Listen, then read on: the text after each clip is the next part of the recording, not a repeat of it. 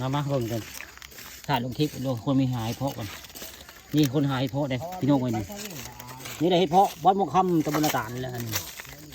มีบุคคากมาได้มื้อนี้โธ่นางสุธดาเพิ่นก็มาเด้มาเฮ็ดฮอนได้ผู้บุคคาก็บ่ได้มาเฮ็ดดอกมื้อนี้มาถ่ายนางน้อยอยู่พระอยู่อันพุ่นละอยู่ถ้ำอยู่คูบิยะมื้อนี้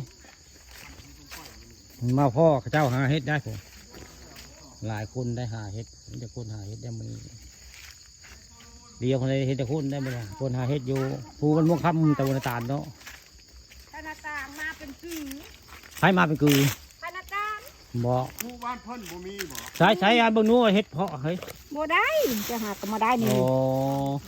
บ่มีเด้อมีคนเมื่อหลายคนได้บ่ได้จะคนได้หลายคนก็เจ้าเมื่อละบ่มีไผได้บ่เป็นหยังเสียเงินเช้ากะให้มาเสียซอยค่าพื้นคืออายุเนี่ยซอยอันทางเฮ็ดรถขึ้นทางรถขึ้นวัดภูระเนาะมีการบูรณะวัดว่าลามทางขึ้นวัดยภูระได้มื้อนี้เสียทุกคนได้ไผมามื้อนี้3 บาทดอกกระเจียวนะครับดอกกระเจียวบ่ลุงครับดอกกระเจียวตอนนี้ลุงมงคลเพิ่นถ่ายดอกกระเจียวได้พุ่นดอกกระเจียวแดงนี่แต่บ้านเฮาบ่ค่อยกินได้ลุงเว้ยผักแล้วดอกกระเจียวแดงนี่แล้วก็ดอกกระเจียวแดง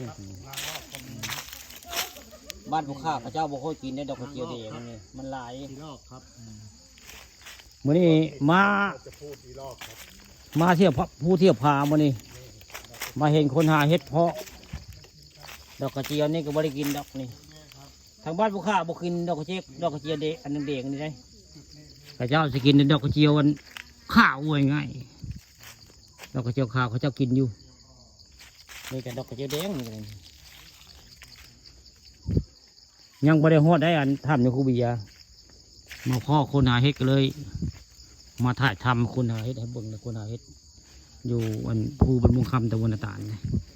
มีผู้ค้าก็มาหาเมื่อบ่ได้ได้มื้อนี้เพิ่นมื้อนี้บ่ได้คือเมื่อวานได้บ่ได้ก็ได้เสีย20 บาทมื้อนี้ได้บ่ได้ก็เสีย20 บาทได้ผู้ค้าปลาคำปลาส้มนี่ก็ได้เสียคือได้20 บาทคือได้บ่เป็นหยังเนาะเป็นความสุขของเฮาได้ทำที่สิ่งที่ดีเนาะพัฒนาทางขึ้นวัดว่ารามของยคูละวัดผาพึ่งนี่มองเจ้าหาเฮ็ดจะเป็นเมื่อเจ้ากลัวเฮ็ดของงอนนี่แหละพื้นที่เพิ่นหาเฮ็ดแบบนี้ผู้ข้ายังไม่เห็นจักดอกแน่มื้อนี้มาหาเฮ็ดก็ยังไม่ได้ดอกเนาะผู้ข้าไทยมาแต่หาท่าอย่างน้อยก็บ่เห็นได้ช่องมือเขาบ่เห็นได้เห็นแต่ห้อยเขาเจ้าขี้เอาไว้ง่าย